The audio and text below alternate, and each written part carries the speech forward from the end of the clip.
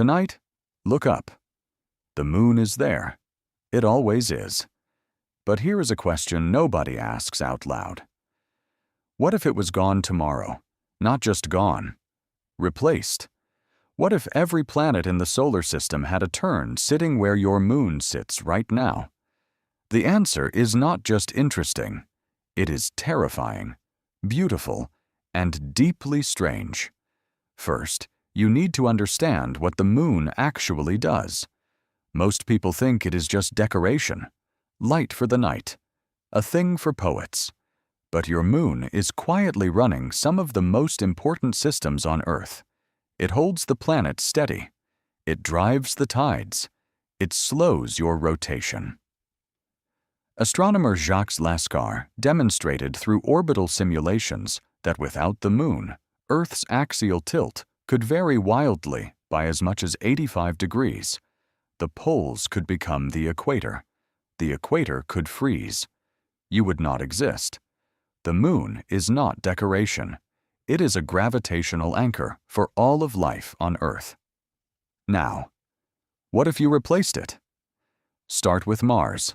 Mars is almost twice the diameter of your moon and weighs about 9 times more.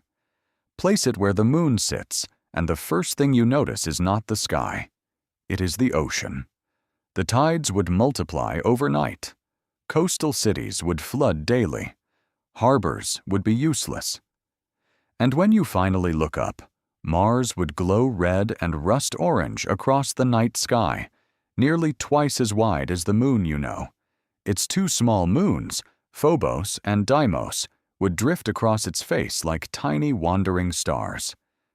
Disruptive, but survivable. Mercury is actually smaller than your moon. Replace the moon with Mercury and the tides get weaker, not stronger. The sky shows a smaller, cratered, gray-brown disk. Life continues with only modest disruption. Surprisingly, Mercury might be the most survivable swap of all. Then comes Venus. Venus is nearly the same size as Earth. At lunar distance, its gravitational pull would be so severe that the word tidal would no longer be enough. The tides would not be tides. They would be walls. The rock beneath your feet would flex, not as a metaphor, but literally. The crust of the planet would pulse in and out by meters every 6 hours. Earthquakes would be constant, volcanoes endless.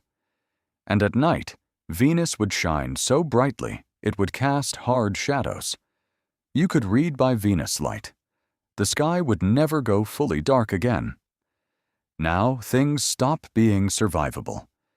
Jupiter is not just a bigger planet. It is a different category of thing entirely. 11 times the diameter of Earth, 300 times the mass. At lunar distance, its tidal forces would exceed the structural limits of rock. The mantle would be exposed. Magma would pour from cracks running thousands of kilometers across the surface. Jupiter's magnetosphere, 20,000 times stronger than Earth's, would strip the atmosphere in centuries and bathe the surface in lethal radiation. Jupiter in the sky would not look like an object. It would be a wall. Its great red spot, a storm larger than Earth, visible to the naked eye. Life would not survive. Not for long. Saturn would be slower, but just as final.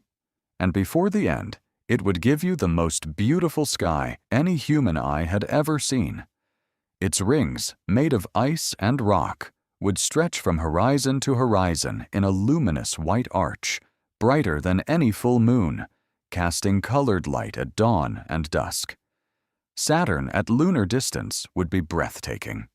And then it would kill everything. Here is what this all means. Your moon sits at exactly the right distance. It is exactly the right size. By an extraordinary coincidence of geometry, it appears almost identical in size to the Sun from Earth's surface, which is why solar eclipses work at all.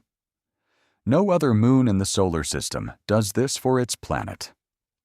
Planetary scientist Bill Hartmann, whose giant impact hypothesis is now the scientific consensus, argues the moon formed from the debris of a Mars-sized object that struck Earth 4.5 billion years ago. The debris became your moon, at exactly the right size, at exactly the right distance, making everything that followed possible. Every other planet, placed where your moon sits, ends the story. Tonight, look up. That pale white disk is not background. It is not coincidence. It is the reason you are standing where you are, breathing air, living in a world stable enough for complex life to ask questions about the stars. The moon gave you that, and it is still there, every night, quietly holding everything in place.